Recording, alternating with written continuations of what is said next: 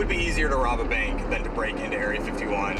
It's the size of Connecticut. Something crashed near Area 51 in March 1987. The official records say nothing happened that day. But Dr. Michael Harrison was there. He was part of the team that examined what they found. It wasn't human technology. The craft was intact, and so was its pilot. Harrison spent 6 months studying both.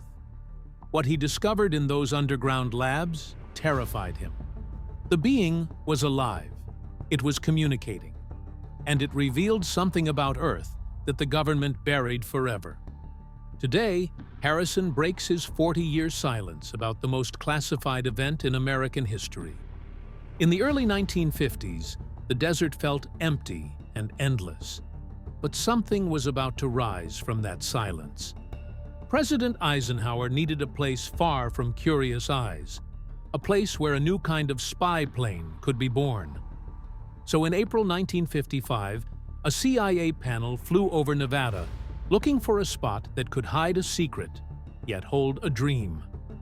They circled above Groom Lake, a flat white dry lake bed with an airstrip already carved into the salt. When they landed again, they knew they had found it. They went back, convinced this lonely basin was perfect. Bissell from the CIA pushed the plan forward and asked the Atomic Energy Commission to take the land. Eisenhower signed the paperwork quietly, and soon the map carried a simple title for the region: Area 51. People who worked there needed something lighter to call it, so Lockheed's Kelly Johnson joked that they were moving to Paradise Ranch. Somehow, the name stuck, even though the place was nothing close to paradise. But it did its job. It pulled in the kind of people who were ready to build something no one else in the world could see. What made Area 51 explode into legend was not aliens at all. Declassified files repeat the same idea again and again. This base was built to push America's aircraft into the future. The U-2 spy plane, the A-12 known as Oxcart, and later the F-117 stealth jet all grew up in that harsh desert sun.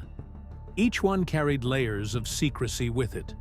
The first U-2 missions took off from Groom Lake in the late 1950s, and the work kept climbing higher and faster.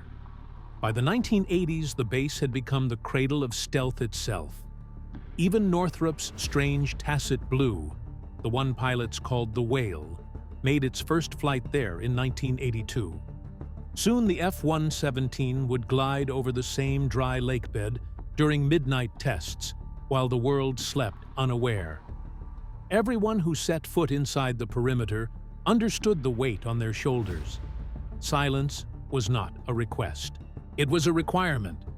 Background checks, polygraphs, and long NDAs came before the first day on the job. One legal note even warned that breaking such an agreement could pull a person into lawsuits, financial ruin, job loss, or worse. 40 years ago, one careless sentence could destroy a career forever. And yet, for decades, the world acted as if the base was a rumor. The Air Force did not admit it existed until the late 1990s. The CIA waited until 2013 to outline its history. Until that moment, secrecy sat over Groom Lake like a second sky. Through all those years of the Cold War, Groom Lake became the perfect shadow lab. Sometimes tiny glimpses slipped into the world by accident. In 1974, Skylab astronauts snapped a photo they were not supposed to take. Even then, most of what happened inside the fences stayed hidden. Inspectors inside the intelligence community worried constantly about Soviet eyes in the sky. One note even suggested taking an overhead photo to see whether any clues could be spotted by enemy analysts. That single worry showed how fragile secrecy felt, even in a remote corner of Nevada. Inside the base, though, the work reached levels that sounded almost unreal at the time. A memo from 1961 explained that the A-12 Oxcart was being designed to fly faster than Mach 3 and climb beyond 80,000 feet. No commercial flight had ever touched those heights. Pilots in the 1960s sometimes reported glowing fireballs at dusk as they crossed the country. They had no way of knowing those fireballs were often ox carts reflecting the setting sun. Groom Lake also hosted tests of captured Soviet MiGs. Engineers studied them piece by piece, searching for weaknesses. Later, American pilots trained against those same jets, gaining an edge that no enemy could see coming. All of this unfolded under layers of silence. Even Congress could not pry open the doors. One congressman once said on 60 Minutes that the Air Force kept Area 51 classified mostly to avoid a lawsuit. The line sounded like a joke, but it carried a small truth. The desert was filled with secrets too heavy to drag into daylight. By 1987, Area 51 had already guided dozens of secret aircraft into existence. Spy planes rose from there. Stealth jets rose from there. The base was more than a runway. It held vaults, hangars, workshops, radar domes, and entire buildings built only for experiments. Kelly Johnson once described how by 1964, the place had grown into its own quiet city, with warehouses, rec halls, and the tools needed to build machines that no one else on Earth could match. It was a hidden factory of the future, wrapped in sand and heat and silence. The year 1987 sits in a strange place. When you look at the official records, you expect something loud or shocking, but the paper trail stays quiet. Nothing dramatic appears at Groom Lake. There is no sudden leak, no public panic, nothing that would shake the world. Instead, you find a single event on October 14, 1987, when a top-secret F-117A Nighthawk went down at the Tonopah test range. The pilot died, and even that tragedy stayed hidden until declassified Air Force reports revealed it years later. Outside of that, 1987 looks calm in public view. Yet inside Area 51, things were shifting. The late 80s were the last moments of a long-shadowed chapter. The stealth fighters were finishing their test phase. The F-117 was almost ready for deployment, even though the Pentagon still denied its existence and would not acknowledge it until late 1988. Some prototypes may have flown quietly over Groom Lake.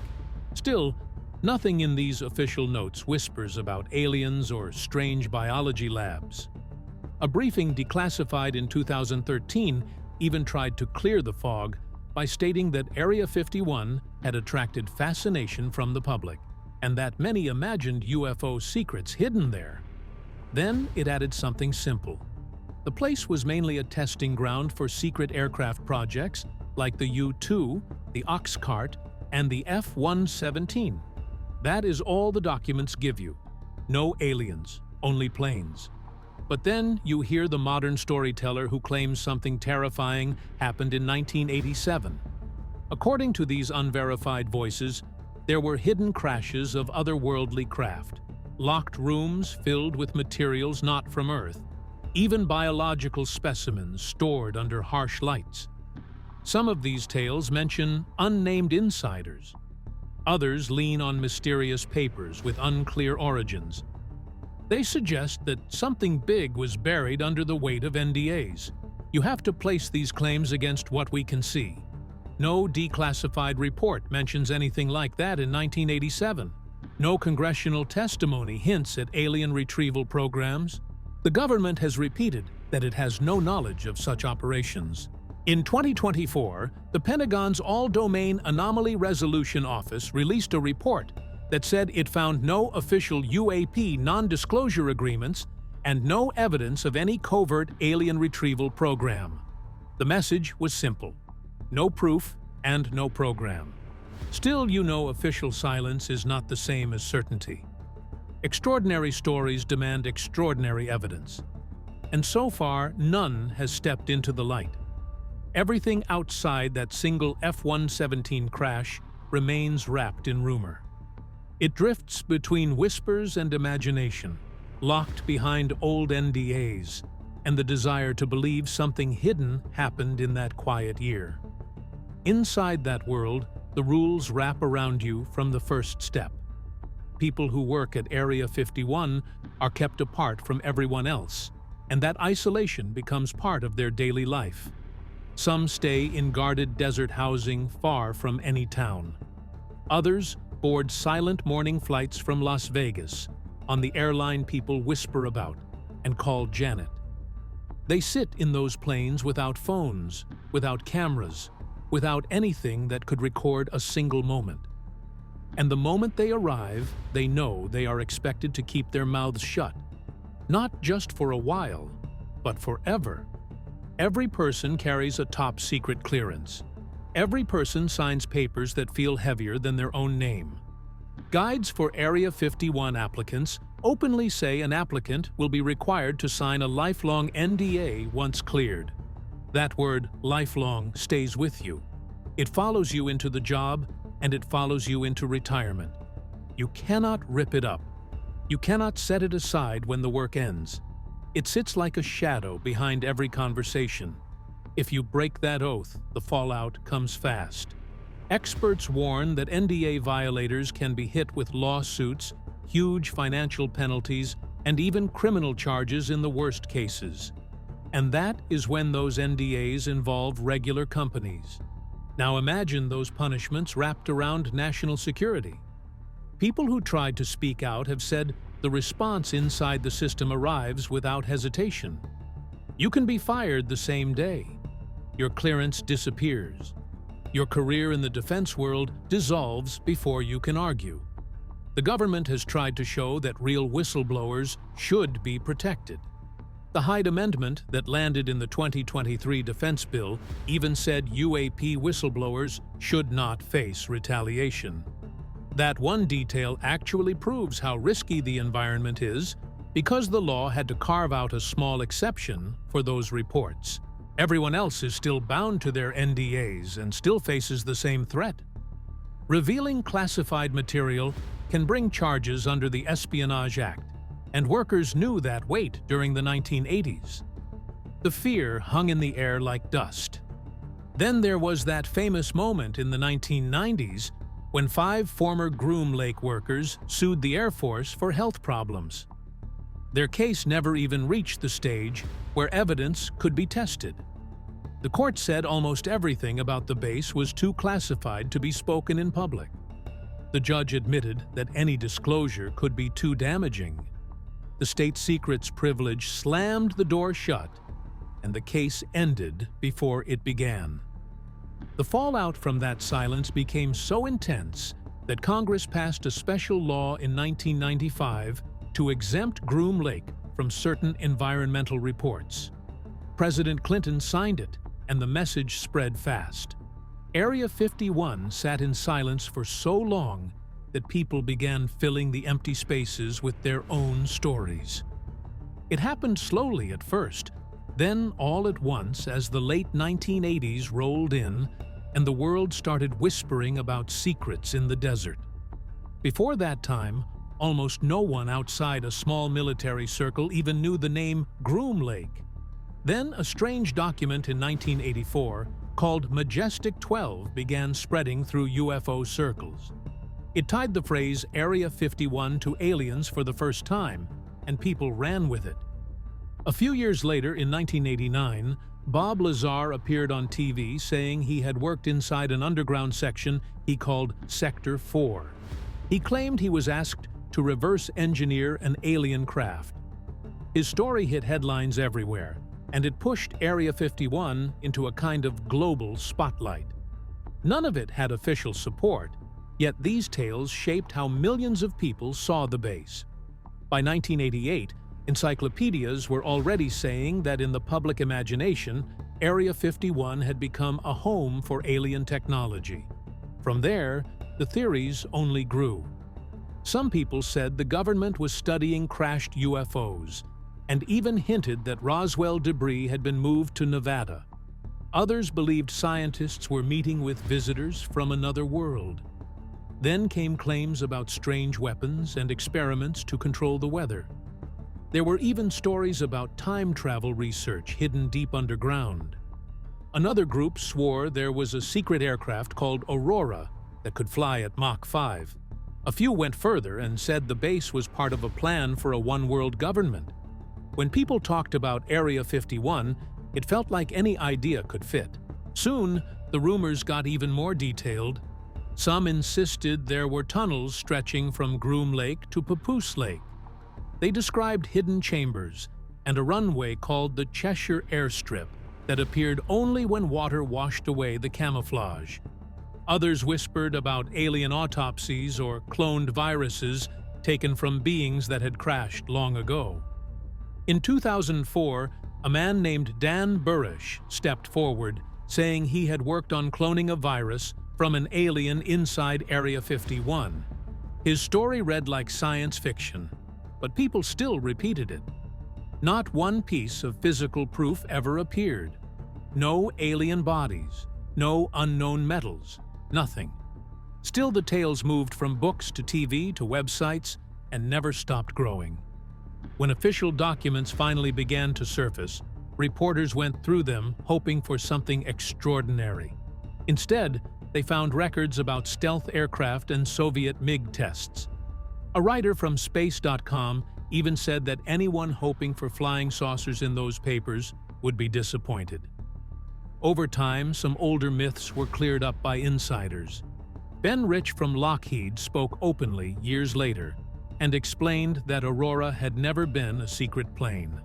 It was only a budget codename connected to the B-2 bomber program.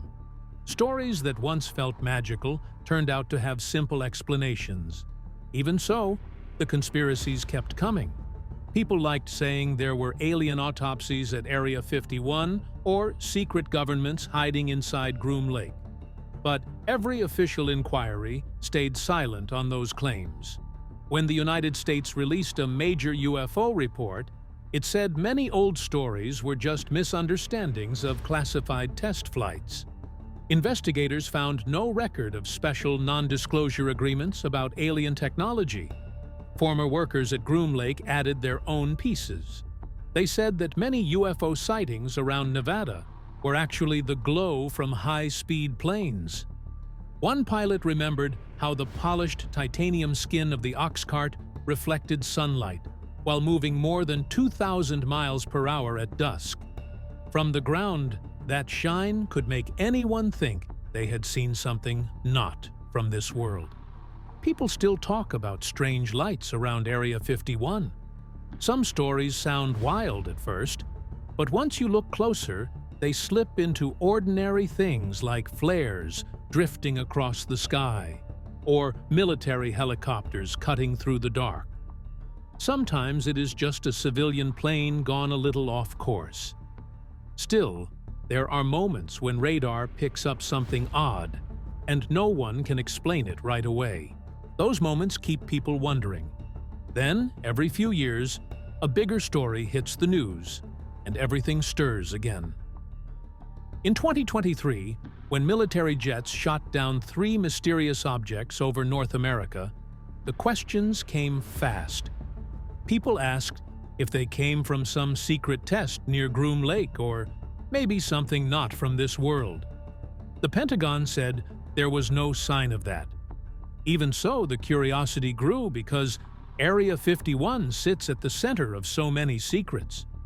Most major sightings near the base end up tied to classified flights once the truth comes out. It happened before. Back when the F-117 program was still buried in secrecy in 1987, locals sometimes caught a glimpse of a strange shape in the sky. A flash here, a shadow there. They had no idea they were watching the Nighthawk being moved from Groom Lake to Tonopah.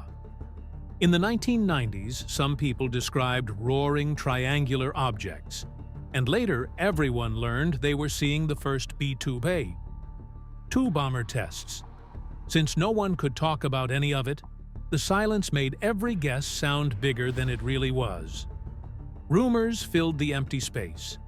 When you talk about 1987 in particular, the only confirmed aerial event was the Nighthawk crash at Tonopah. At the time, it was so classified that even pilots who were nowhere near it whispered that something strange must have fallen out of the sky. Radar operators outside the loop saw odd readings and could not match them with any public flight path. Some probably wondered if it was a UFO. Only recently did the accident logs become public, and they show what actually happened. Beyond that, there are no credible declassified records of any craft dropping out of the sky near Groom Lake in that year. No astronaut images, no satellite pictures, no leaked memos, nothing but silent archives that keep their secrets close. So if a new whistleblower comes forward and claims a grand cover-up, we wait for proof. History shows that when national security is involved, silence becomes a wall that almost no one can break. Congressman Lee Hamilton once said, "The Air Force will classify all information about that base and use any reason to hide it." Over the years, that has stayed true. And when something stays hidden for that long, people assume it must be something extraordinary. But hidden does not always mean extraterrestrial. It just means secret. That is why the puzzle remains. People picture a former scientist stepping out of the shadows and talking about 1987, like he is opening a sealed vault. They say he described things that sound unreal, things he claimed were hidden deep inside dark corridors. He talked about reverse-engineered alien engines, strange biological samples stored behind glass, and labs so secret that even base commanders were kept away. It feels easy to imagine rooms filled with frozen machines that look not quite human and not quite from here, and doctors taking notes on tissues they swear did not come from any known species. The images flow fast once the idea enters your mind, and soon it feels like an episode that escaped from the X-Files. But then another thought appears. If the story is this big, does anyone outside these circles confirm a single detail? The answer is still no. No congressman has stepped forward. No airman has raised a hand. Not even another whistleblower has backed him up. The more unbelievable parts, like alien reactors humming under the desert or tiny green surgeons walking around, come straight from the old UFO playbook. Magazines that chase attention love publishing pieces titled Area 51 Secrets Revealed, usually quoting unnamed insiders or documents the reader can never find. Documentaries and social media then push the wildest lines until they feel louder than anything grounded. Yet real whistleblowers do not hide in fog. They at least show their name and history. Bob Lazar did that in 1989 when he appeared on camera and told the world what he claimed to have seen. People still argue about him, but he exists, and his record also exists. In 2023, David Grush spoke under official protections about recovered materials. He had a resume and a job path officials could check. NASA and the Department of Defense denied his claims, but even then, the man was real. With this supposed 1987 scientist, things feel different. No name, no background, no sign he ever passed through any known program. And that silence makes people wonder. If the truth is explosive, why has no major outlet traced it? Why has no court or committee tested it? Still, the year 1987 keeps returning to people's minds, and the timing is not random. From 2017 onward, the whole conversation around UFOs shifted. The Pentagon confirmed unidentified aerial phenomena to Congress. Report after report pulled the topic out of the shadows. In 2020, a task force formed to study these sightings. In 2022, that work expanded into the All-Domain Anomaly Resolution Office. Topics once whispered at diners started showing up in public hearings, where fighter pilots spoke plainly about what they saw. By 2023, even the defense bill included rules for whistleblowers to step forward without risking everything. And meanwhile, a different kind of spotlight hit Area 51. In 2019, a joke event called Storm Area 51 went viral, and over 2 million people clicked the join button in days. It showed how hungry the world is for the idea that something earth-shaking might be locked behind those fences. Journalists also began digging again.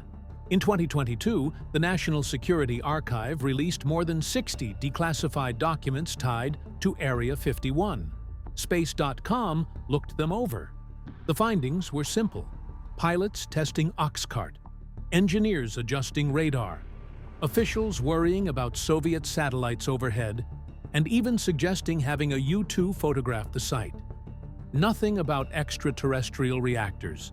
Nothing about alien wreckage. The Space.com article even said plainly that if you were hoping for aliens, you would be disappointed. The files were all Cold War projects built by humans. But the legends do not rest. Shows like Hangar 1 and Unacknowledged breathe life into every rumor. New podcasts repeat the same whispers, and many channels ask the same question. What if someone held a 40-year NDA? What if that NDA covered 1987?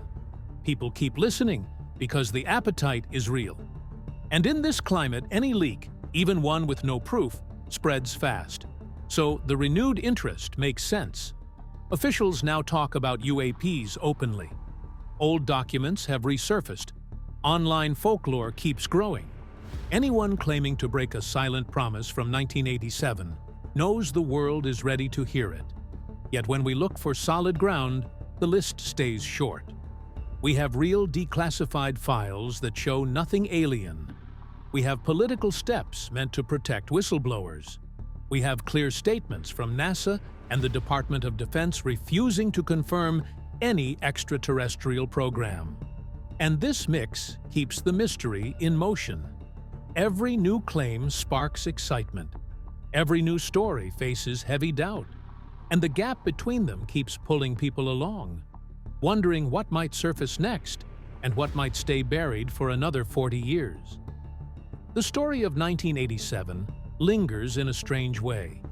It sits between fear and curiosity, and people keep circling back to it because something about that year feels unfinished. So you start wondering what might be real in all of this. You imagine, even for a moment, that something truly unsettling happened at Groom Lake in 1987. Maybe it was the capture of something unexplained. Maybe it was a moment that did not fit inside any textbook. And if that kind of moment actually took place, it would change everything we know about physics and biology and national defense. It would demand open eyes from scientists and lawmakers and from the country itself. Anything that powerful should not live forever behind locked doors. But secrecy has a habit of making shadows grow longer. People like Representative Hamilton have warned again and again that hiding too much creates suspicion instead of safety. When everything is stamped secret, trust weakens. Yet if the claims from these old stories turn out to be nothing more than imagination, then opening them up only adds more confusion. It pulls attention away from real transparency issues and leaves people chasing ghosts. Still, the lesson stays the same. People deserve honesty about programs that shape their world. If the government keeps files sealed, it should at least offer clear summaries or allow independent eyes to look them over once enough time has passed. Society keeps trying to walk that line between security and the right to know. That tension is the real question hanging over Area 51 today, not the flashy details or dramatic rumors from 1987. Even an NSA briefing stored deep in old archives admits that decades of silence turned Area 51 into a magnet for books and articles and documentaries. It also warns that many expect creatures from other worlds when the truth might be nothing more than advanced human technology built in secret. So, when a new voice breaks a supposed 40-year silence, the dilemma stays the same. Should science and democracy be forced to wait decades just to understand projects built with their own tax money? Should people only learn the truth after the world has already moved on? In the end, the answer may not come from the dark corners of Nevada at all. It may rise from proper oversight, from daylight, and from the belief that hidden work should not remain hidden forever.